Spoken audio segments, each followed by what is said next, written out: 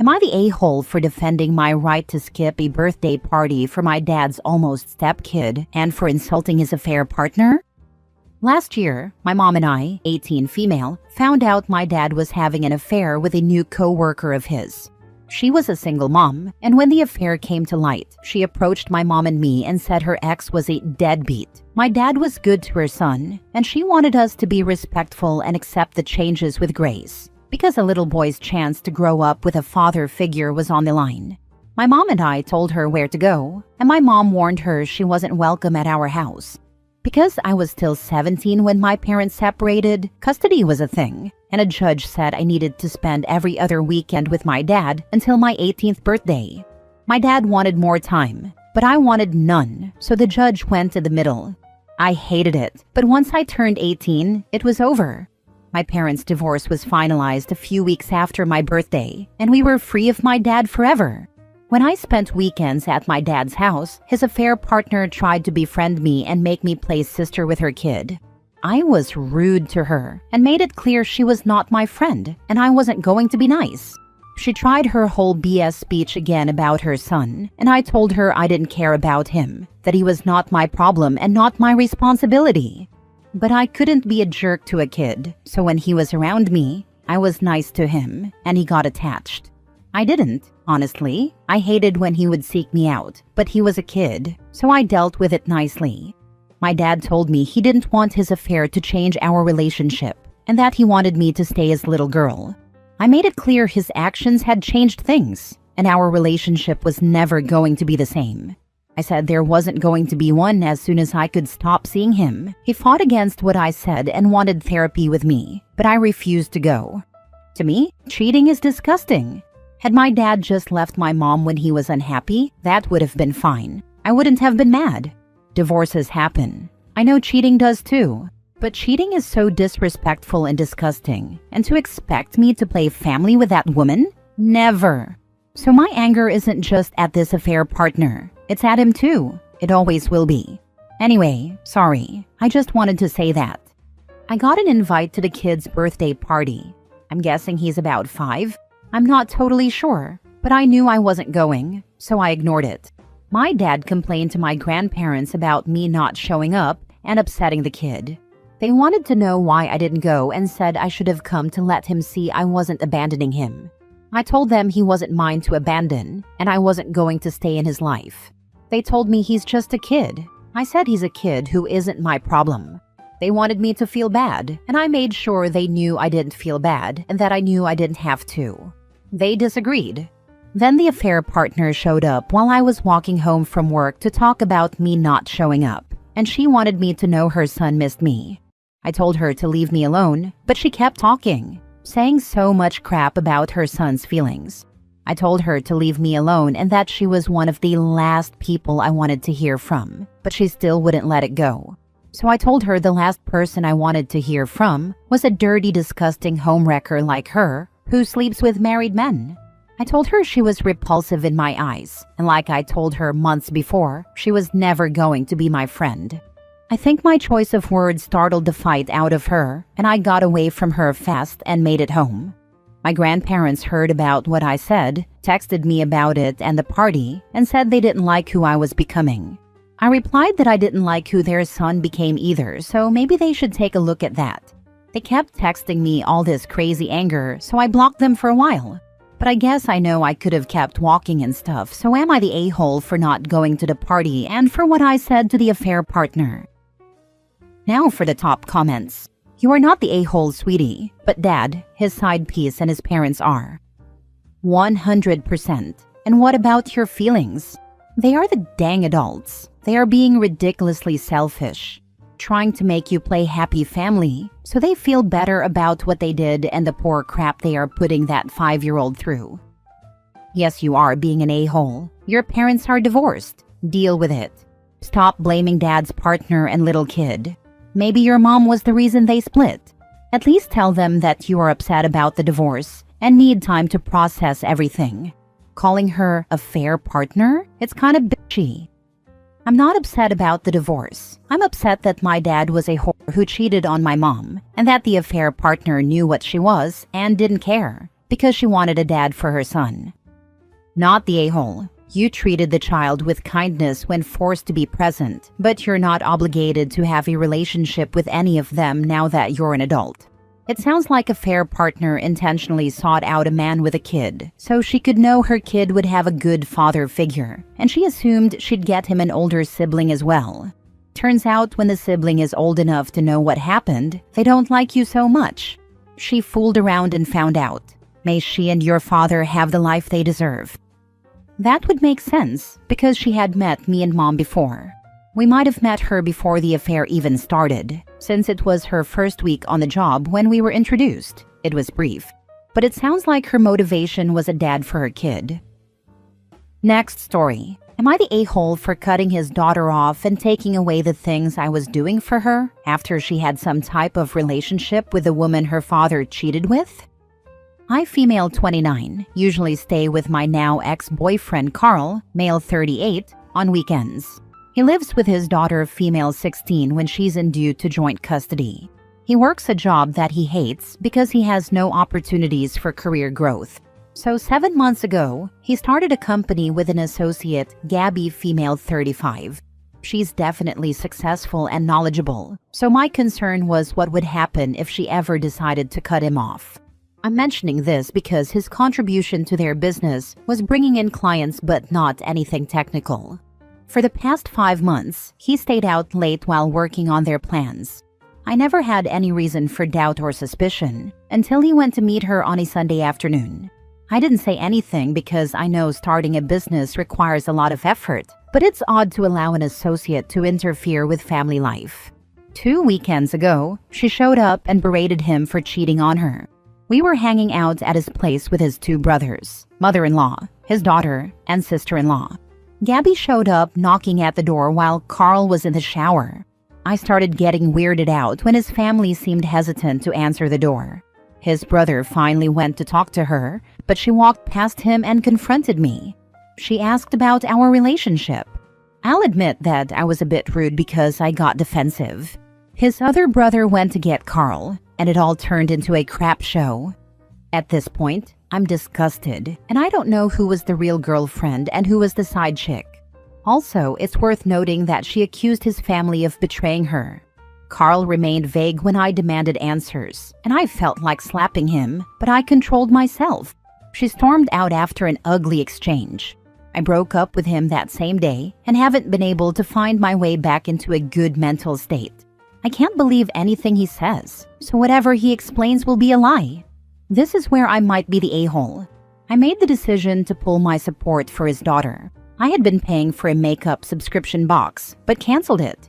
She was getting her prom dress as a loan from a friend of mine who has 4 girls. I told my friend what happened, and we agreed that his daughter doesn't deserve any of my help.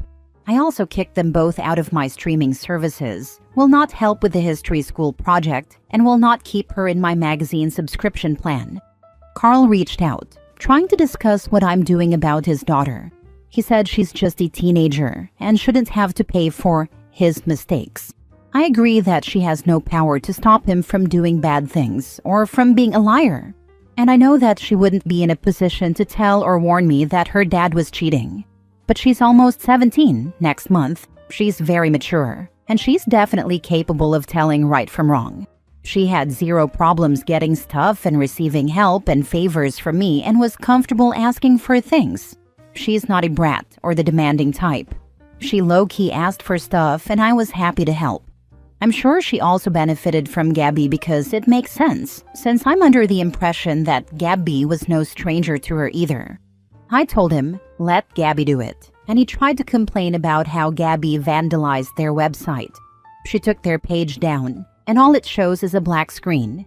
He says she locked him out of all the logins, and supposedly had all her contacts block him. The only thing giving me a little joy right now is imagining him naked and holding his balls out in the cold. Am I the a-hole? My friends are divided over this, not because of him, but because they say she's just a teenager. How long have you known his daughter? She knew her dad was cheating on you and didn't care enough to say anything. Also, you broke up with her dad. Do you have any desire to maintain contact with him, his daughter, or any part of his life? If not, then you did the right thing. You should inform him and her about needing to find a new dress so she doesn't get entirely blindsided, only because that's a formative experience for teenagers. But you don't owe her any favors or further involvement. However, if you've been involved with raising her for years, you may want to reconsider your approach and wait until after the anger has subsided a bit before making any decisions about her. Just my 2 cents. Not the a-hole. I've known her since she was 15. I don't want to continue the relationship because I don't trust her, neither her dad nor anyone in their family. It sucks, but why would you continue to help out someone else's kid? Tell Carl that she's not your kid, so maybe her father should start paying for some of this stuff so she doesn't feel like she's being punished. Block him. It's not her fault, but it's not your responsibility either. If Carl had made half the effort earning a living as he did trying to get his D wet, he could afford things for his own daughter and have time to help with her history project. Next story. Am I the a-hole for warning my sister that if she won't shut up about what she wants me to name my child, then we'll need some time apart? My sister 30 female and I 26 female have usually been pretty close. But during my pregnancy, she has been pushing boundaries over the name of my child. My sister gave birth to her son George a few months ago. It was during the time our pregnancies overlapped that she became obsessed with the idea that if I had a girl, I should name her Charlotte, so we'd have a George and a Charlotte. She's obsessed with all things Bridgerton, so that's where her inspiration comes from, along with her love of classic vintage names. My sister likes older names anyway, and she has been a little opinionated on names I've liked in the past. Before either of us were pregnant, I mentioned that a little girl we met had a cute name, Meadow, and she was like, "OMG, no, that's not the kind of name we should ever consider for our future kids." Another time, after our cousin had a baby and named him Dex, I said how much I loved it.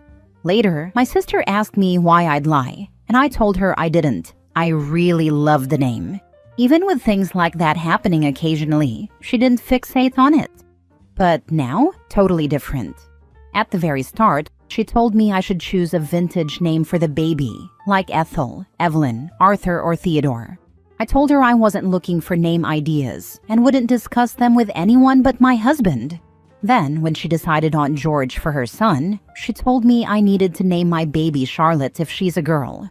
She also wants me to use Edmund for a boy because of another Bridgerton character. I told her we weren't discussing names, but she kept bringing it up. Then she asked me what I was going to name my baby, and I said it wasn't something we were talking about until after the baby was here and we were ready to announce it. In reality, we're between 2 girl names right now, with Lyra slightly winning. I know my sister won't like the name, and I'm not telling her in advance because I know she'll double down even harder on the idea of Charlotte. But all this interference from my sister is ticking me off. I have changed the subject, walked away, and hung up on her, and it still doesn't stop her. So the other day, when she brought it up again, I told her to stop, that I don't want to repeat myself anymore. But if she won't shut up about the name Charlotte or what she wants me to name my child, then we'll need some time apart, and I won't answer any calls or go anywhere she is. I told her I meant it, that she's pushing too much when this baby is not hers. She told me I was overreacting and that it would be petty to stop talking to her over baby names. I told her it's not about the names themselves, but about the way she keeps trying to tell me what to name my child. I told her I didn't do this to her. Her response was that I was acting like a kid instead of an adult. Am I the a-hole? Now for the comments. It would be petty to stop talking over baby names. It would not be petty to stop talking over having an established boundary stomped on again and again because she can't let it go. Not the a-hole. Thank you. It's not cutting her off because she suggested a baby name, but she's forcing it on me despite me laying out boundaries for that. And I'm pretty sure I'll be following through on the promise. But if that's what it takes, then I just gotta do that. You know what I noticed? When you said, she asked me why I would lie about loving the name Dex, she doesn't even consider you a separate person with your own opinions, ideas, likes, and dislikes. It didn't even enter her mind that you would like the name Dex. She doesn't even recognize there could be any truth beyond what she likes. She didn't ask if you lied, she asked why. She auto-assumed she had to be right. It screams self-absorption and a lack of empathy or recognition of others' individuality. I think some distance might be a good idea. Remind her your kids aren't married to each other. But that makes it cuter, at least in her eyes. It's not like two best friends doing it in hopes of forcing their kids together. She said that would be weird, but naming cousins like that is adorable. Last story. Am I the a-hole for telling my husband that I can't trust him with my children? I, 32 female, was cooking dinner and feeding the baby when my husband, 33 male, came home with a toddler after picking him up from childcare and noticed he needed a nappy change. He is a decent modern-day dad who happily changes nappies, so he went to do it as usual. I was finishing loading the dishwasher while still boiling water on the stove and watching the baby in his high chair, when my husband called out because the toddler was crying due to severe nappy rash.